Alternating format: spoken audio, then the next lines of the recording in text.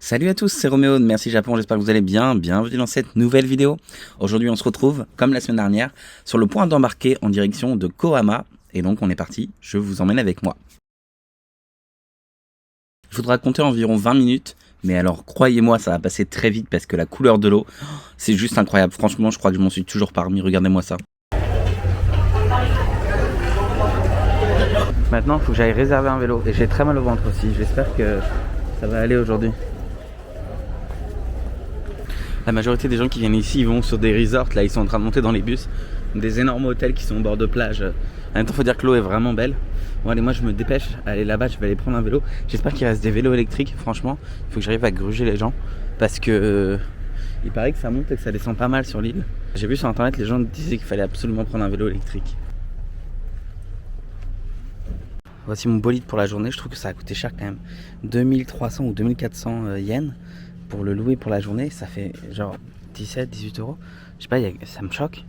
Enfin, j'avais, je sais plus de mémoire, à Taketomi, je crois, une journée, j'avais payé 1000 yens. 7 euros, un truc comme ça. Ok, c'est un vélo électrique, mais quand même. Je voulais prendre un café là-haut, là, à Bob Café, mais c'est fermé. Du coup, je suis dégoûté. Voilà. Donc, je vais aller voir si je peux trouver un autre café ailleurs. Bon, allez, j'ai déposé mon vélo ici. Je m'en vais en haut, là. Il y a un observatoire. J'espère qu'on pourra faire des belles photos. Apparemment, ça grimpe. Cette île, elle est connue aussi parce qu'ils font de la canne à sucre, comme à Emilia Kojima en fait. J'espère que la vue en haut, elle vaudra le coup. Parce que là, je transpire tellement. Marée des fesses, c'est les chutes du Niagara, c'est plus possible là. Même le panneau, il a décidé de lâcher là. Ça se termine jamais. Avec ces bruits d'oiseaux là. J'arrive en haut. Et je suis tout seul. Waouh! C'est trop beau. L'eau bleue turquoise.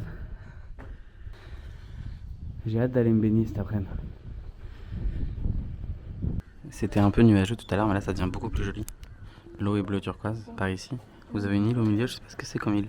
J'ai pas regardé sur Google Maps. Et là-bas vous avez l'eau qui devient bleu turquoise. Bon allez, moi je vais redescendre. Ça vaut le coup, ça se monte assez facilement. J'étais en train de faire ma drama queen et tout. Mais en vrai, 3 minutes c'est fait. Donc ça va. Là je m'en vais reprendre le vélo.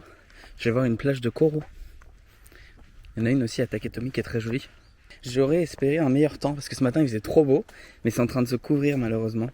Après on peut pas tout avoir. Donc c'est déjà bien. Je vais pas me plaindre, je suis dans un endroit incroyable. Mon bolide rouge, il est facile à détecter. Je suis à vélo tranquillement, en train d'aller vers la plage de corail, de coraux du coup.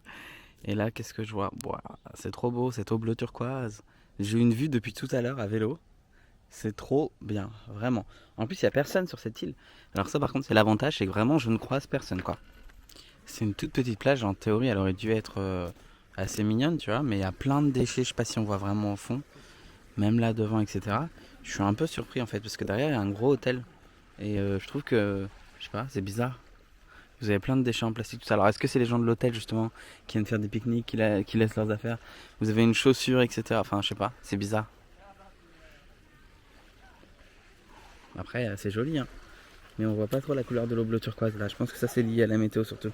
Alors évidemment, c'est un endroit magnifique, vous pouvez le voir, etc. Ça c'est sûr. Mais il y a aussi la réalité, c'est qu'il y a du plastique partout. Des bouteilles d'eau, etc. Vraiment partout, partout. C'est triste, hein. Franchement, ça me rend triste. Surtout quand on sait à quel point c'est compliqué de se débarrasser du plastique et combien d'années il faudra pour que tout ça disparaisse. Regardez-moi ça là-bas. Franchement, ça m'en fout. Un endroit aussi beau, aussi paradisiaque, aussi naturel, soit dévisagé par le plastique. Je vais passer entre ces deux pierres là si je peux passer. Si j'ai pas trop pris de poids. Hop, pour aller sur la plage derrière encore. Pour information, ici on peut se baigner si jamais. Mais il y a plein d'algues, etc. C'est pas super beau. Je crois que c'est plus beau. Il y a une autre plage de l'autre côté de l'île qui est un peu plus belle. Mais par exemple, sur ce genre d'île là, il n'y a pas d'hôpital, il n'y a rien. Hein, donc c'est très compliqué. Il y a des gens qui vivent là évidemment. Il y a juste une petite clinique quoi. Mais c'est quand même très compliqué de vivre ici. T'es un peu loin de tout quoi. Il faut le vouloir. Je continue la visite en allant me balader dans la mangrove.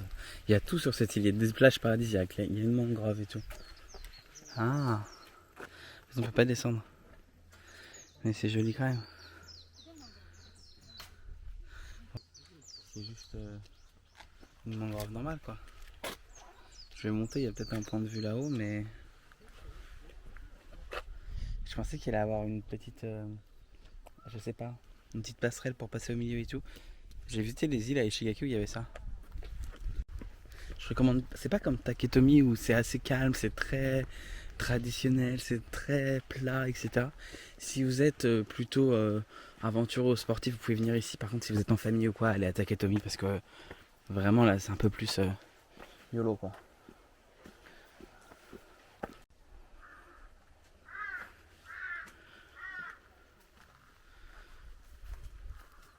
Ça c'est le plan de l'île, je suis arrivé en bateau ici. Après hop, j'ai fait du vélo ici, je suis allé sur la plage de Koro ici. J'ai regardé l'observatoire aussi qu'on a vu. Et je suis venu voir la mangrove. Là, je vais retourner au centre-ville parce qu'il faut que j'aille manger. Après, je vais aller là, tout au bout. Je reviendrai ici. Voilà, et après je repartirai. En fait je pense que ça va être beaucoup plus rapide que ce que je pensais. Une journée de chill, donc ça me va très bien. Et là vous pouvez nager avec des remontas, etc. pas très loin d'ici. Il n'y a pas grand chose d'ouvert, donc je vais aller ici. Et donc je suis allé à Yashinoki, qui est un petit café vraiment où il n'y a pas beaucoup de choix sur la carte clairement. Mais en tout cas j'ai mangé un curry, une petite salade, c'était très bon. Et je crois que ça m'a coûté environ 8-9 euros.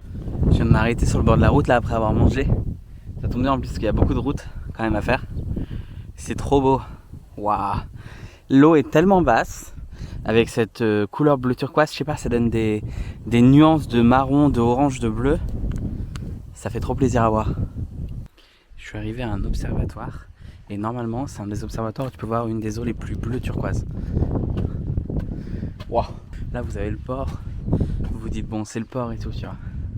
C'est pas, mais alors là-bas, cette eau, mais c'est pas toujours pareil, je sais pas comment ça ressortira à la vidéo. Alors j'ai de la chance parce que il y a aussi beaucoup de soleil aujourd'hui. Forcément ça aide. Je sais pas si vous voyez tout au fond là-bas, au milieu il y a un monsieur qui est en train de pêcher des coquillages, etc. comme la marée est basse. Je repars là-bas, je vais aller voir pour me prendre un petit café à emporter. Et puis une fois le petit café pris, aller visiter le dernier truc et puis reprendre le chemin du bateau pour rentrer. Alors je comprends pas, il y a marqué qu'il y a un café ici, mais je suis au milieu des plantes donc je sais pas trop où il est. Mais en tout cas, ça tombe bien, je viens de poser le vélo. Et là on peut aller comme ça accéder à la plage qui est censée être la plus belle plage de l'île.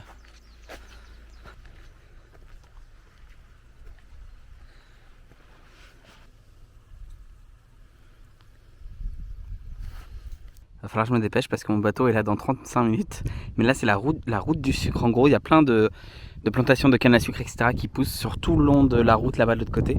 Donc je vais longer cette route là et j'espère voir pas mal de plantations de canne à sucre, même si c'est pas la saison forcément. Donc je sais pas si ce sera le meilleur moment de l'année. Et comme ça après je vais rentrer prendre le bateau. Il n'y a que des vaches et des champs.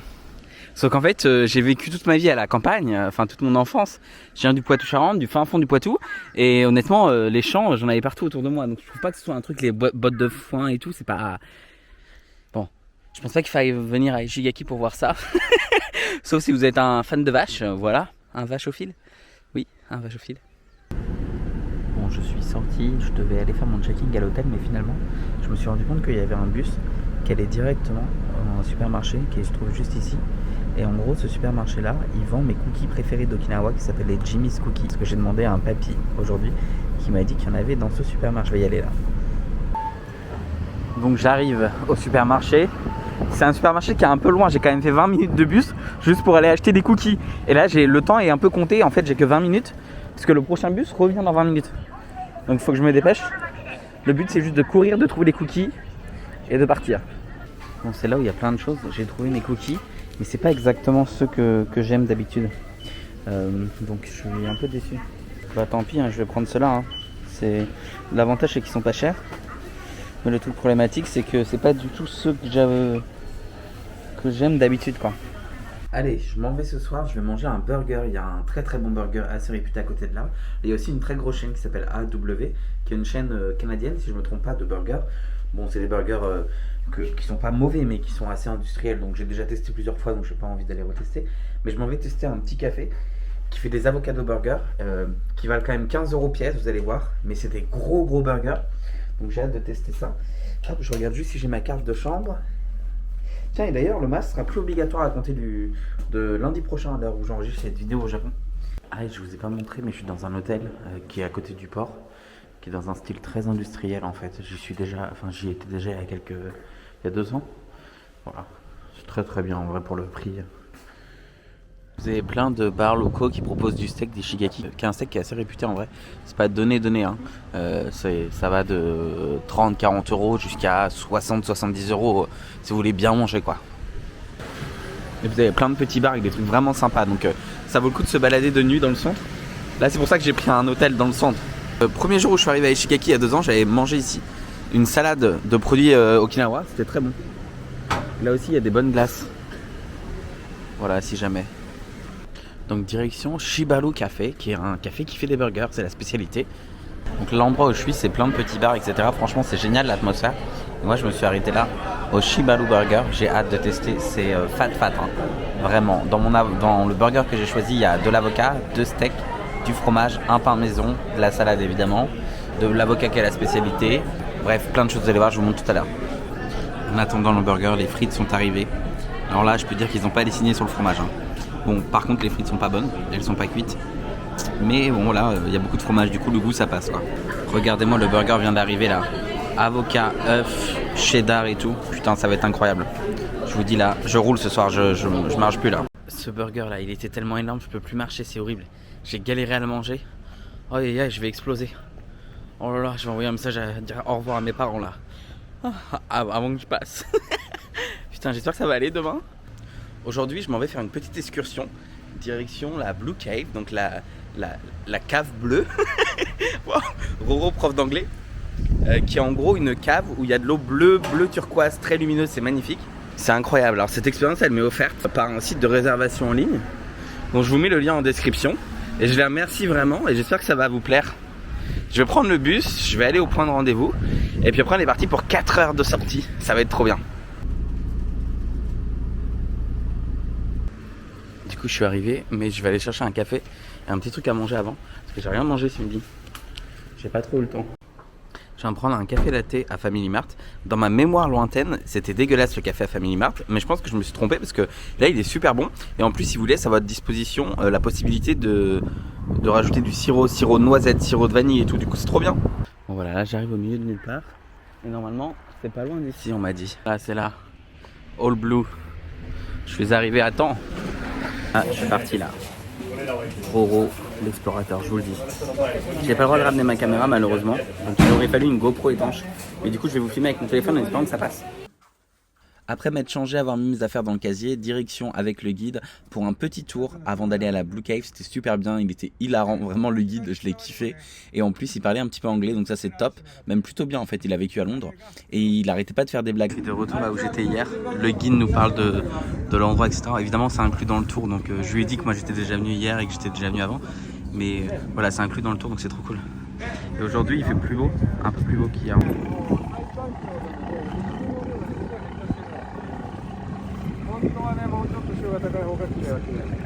Ensuite on est allé à la Blue Cave, malheureusement j'avais pas de caméra donc c'était plus compliqué de vous filmer, mais c'était génial. On a continué à faire plein de petites visites, notamment des visites que j'avais déjà fait, mais franchement j'ai passé un super moment et on a vu des poissons tropicaux magnifiques. C'était magique, vraiment, je vous recommande sincèrement l'expérience parce que vous le regretterez pas, surtout avec un guide comme ça, c'était un kiff total. Et après le guide nous a emmenés justement dans une petite cascade et c'était trop cool parce qu'on a pu se baigner encore une fois. Donc rien à dire, je vous recommande, au top. Parole de rat oblige, vous me connaissez maintenant, il faut parler du prix. Cette demi-journée vous coûtera environ 70 à 80 €, ce qui pour moi je trouve avec location de l'équipement etc. est plutôt raisonnable.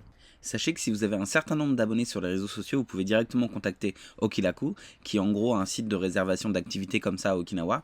Et en fait, justement, vous pouvez en échange d'un post accéder à plein d'activités gratuitement, comme là en fait ce que j'ai fait moi aujourd'hui, c'est-à-dire nager avec des poissons tropicaux. Et franchement, c'est magique. Alors si vous pouvez le faire, bah faites-le, c'est trop bien. Et encore mieux quand c'est gratuit, affaire de rat, vous me connaissez.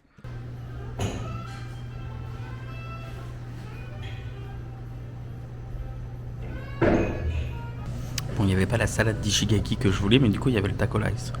Vous savez, je suis un grand fan de taco rice, il a l'air vraiment super bon. Oh, j'ai trop hâte de goûter là. Et bien figurez-vous que le café où j'étais, alors le cheesecake était pas incroyable, mais le taco rice était vraiment fou. Je pense que c'est un des meilleurs que j'ai pu manger depuis très longtemps.